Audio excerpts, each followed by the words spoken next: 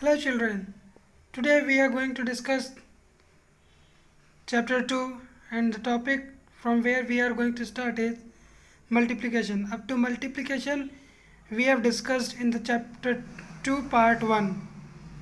Okay, so let's begin our topic. The topic as the name suggests multiplication. चलिए मैं आपको अब बताता हूँ हिंदी में कि मल्टीप्लिकेशन कहते क्या है, किसे हैं या क्या है मल्टीप्लिकेशन। मल्टीप्लिकेशन जैसा कि हमारा टेबल होता है तो हम उसको पढ़ते हैं ना, 5 वन ज़ा 5, 5 टू ज़ा 10 और 5 टाइम्स 2 इक्वल्स टू 10। यहाँ पर देख लीजिए ये लिखा हुआ है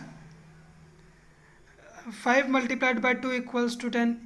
ये इसका मतलब क्या है, ये सब मल्टीप्लाई में लिखा हुआ है। ठीक है, जैसे मैं आपको एक एग्जांपल देखता हूँ। आप यहाँ पे देखिए, यहाँ पर मैं 2 plus 2 plus 2 plus 2 plus 2 1 2 3 4 5 times लिखता हूँ तो इसको आंसर कितना आता है, 10 आता है।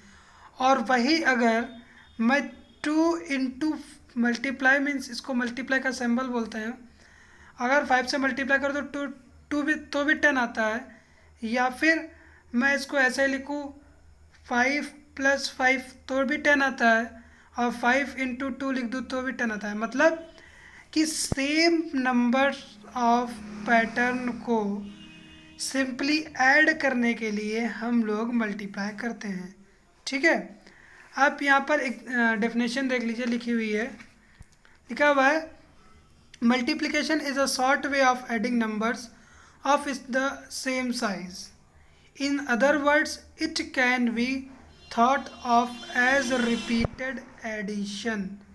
Okay, means ये लिखा है कि मल्टीप्लिकेशन जो है वो सेम साइज के नंबर्स को ऐड करने का छोटा तरीका है। अगर दूसरे शब्दों में कहे कि रिपीट, तो ये रिपीटेड नंबर्स का एडिशन होता है। यहाँ पर एग्जांपल आप देख सकते हैं, यहाँ पर जो मैं आपको अभी पहले ही बता चुका हूँ। ठीक है, चलिए अब हम इसकी प्रॉपर्टीज़ की ओर बढ़ते हैं। और प्रॉपर्टीज़ में सबसे पहली प्रॉपर्टी है क्लोजर प्रॉपर्टी। जैसे कि हमने एडिशन में पढ़ा, सब्ट्रैक्शन में भी पढ़ा, अब हम पढ़ेंगे इसमें मल्टीप्लिकेशन में क्लोजर प्रॉपर्टी क्या कहती है। देखिए यहाँ पर एक कंसिडर द मल्टीप्लिकेशन, यानी एक एग्जांपल के थ्रू समझाया जा रहा है। 8 3 24 होता है, 15 12 15 इंटू 120 टाइम्स करेंगे तो 1800 आता है, और 0 से मल्टीप्लाई करें तो 0 आता है। चलिए यहाँ पे देखते हैं डेफिनेशन क्या लिखी हुई है। यहाँ पर लिखा हुआ है if A and B are whole numbers and A into B equals to C then C is also whole number. यानी कि ये दो होल नंबर्स की मल्टीप्लाई करें तो तीसरा जो नंबर आएगा वो भी होल नंबर ही आएगा। ठीक है, उसके बाद में हम पढ़ते हैं कम्यूटेटिव प्रॉपर्टी के बारे में।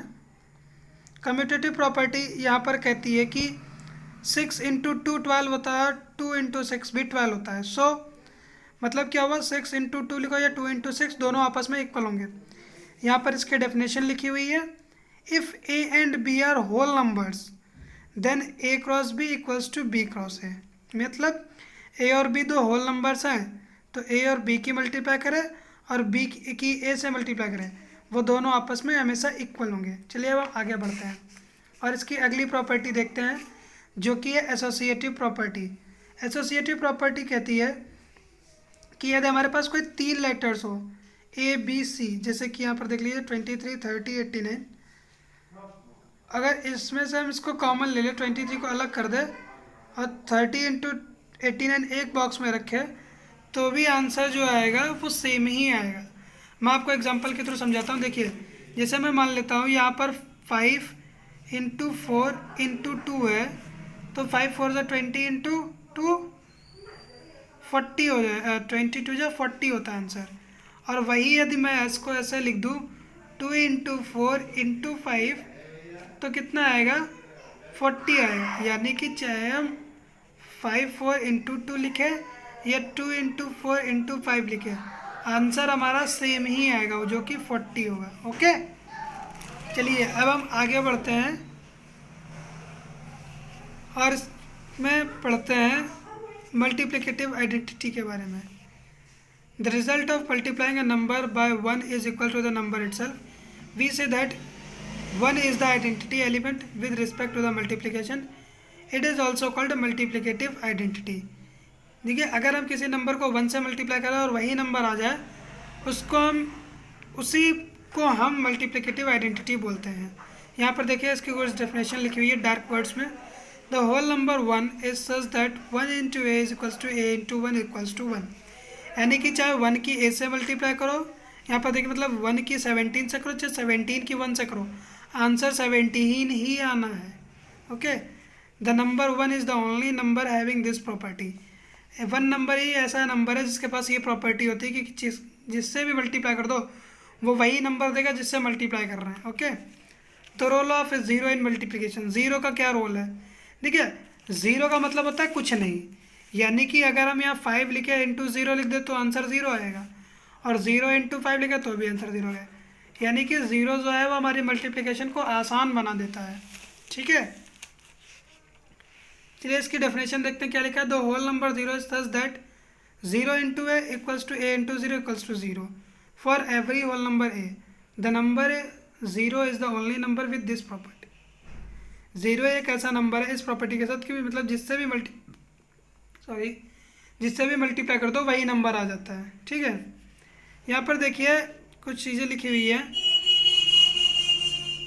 यहाँ पर देखिए it is called distributive property of multiplication over addition और just distributive property. Distributive property का मतलब यहाँ पर ये है, देख लीजिए आप, मैं आपको एक एग्जांपल के थ्रू समझाता हूँ। देखिए डिस्ट्रीब्यूटिव प्रॉपर्टी किसको कहेंगे? जैसे मान लीजिए हमारे पास 4 3 + 7 लिखा हो, तो हम इसको 4 इंटू 3 प्लस 4 इंटू 7 ऐसे लिख दे, तो जो ये मैंने इस तरीके से यहाँ पर लिखा है इसको डिस्ट्रीब्यूटिव कहते हैं, क्योंकि हमने इनको अलग कर दिया ना। यहाँ पर मल्टीप्लाई लगा लीजिए अंडरस्टैंडिंग के लिए।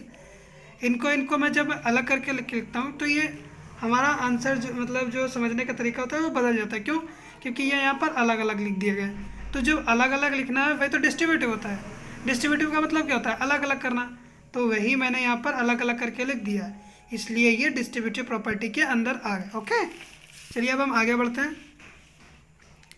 Multiplication property of distributive property of multiplication over subtraction. Subtraction के ऊपर ये प्रॉपर्टी कैसे लगती है देखिए, यहाँ पर मैं आपको दिखाता हूँ। जैसे मैंने यहाँ पर 4 इंटू 3 इंटू 7 लिखा था, मतलब 4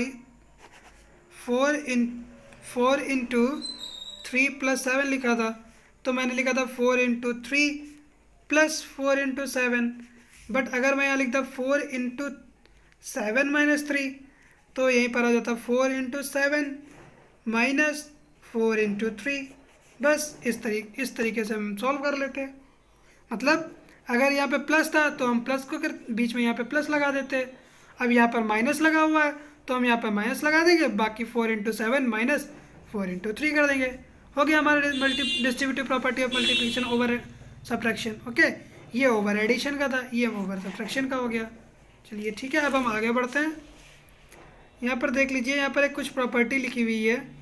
if A B C are 3 whole numbers, B is greater than C, then A cross b minus a is equals to a minus b minus a into c, and b minus c into a is equals to b into a minus c minus a. Consider whole numbers 8, 5 and 12.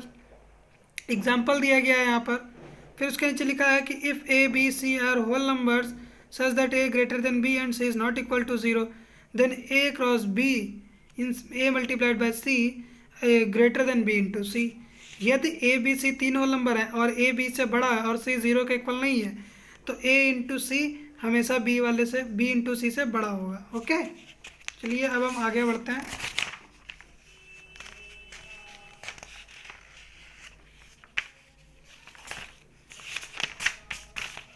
अब हम देखते हैं यहाँ पर आपको exercise दी हुई है, मैं आपको 1-2 बता देता हूँ इसमें से। देख लीजिए, पहले लिखा है fill in the blanks. 8 3 5 7 into 1। किसी भी चीज़ की अगर हम 1 से मल्टीप्लाई करें तो आंसर हमारा वही आ जाता है। ठीक है, 0 से मल्टीप्लाई करेंगे तो हमारा आंसर वही आ जाएगा। इसमें यहाँ पर 8 3 5 है, 8 3 5 है।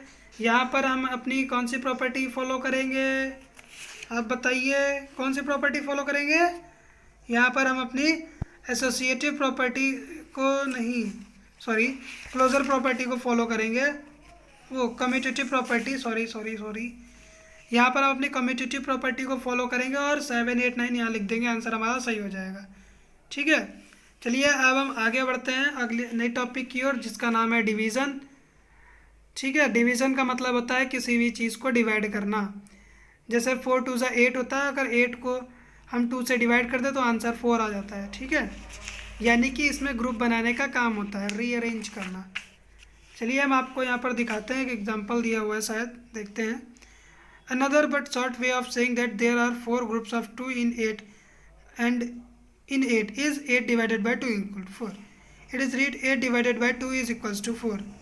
देखिए मैं आपको बताता हूँ ये डिवाइड का काम कैसे करता है। देखिए जैसे मान लीजिए मैं 10 लोग दिए हुए हैं और हमसे बोला जाए कि 2 कर करके ग्रुप बनाओ। क्या बनाओ? ग्रुप। 2 करके ग्रुप बनाने, तो हम क्या करेंगे? वैसे तो हम ऐसे लिख सकते हैं, sorry friends, due to inconvenience today I am going to over my video here, and on the topic division I will make video shortly on the next day.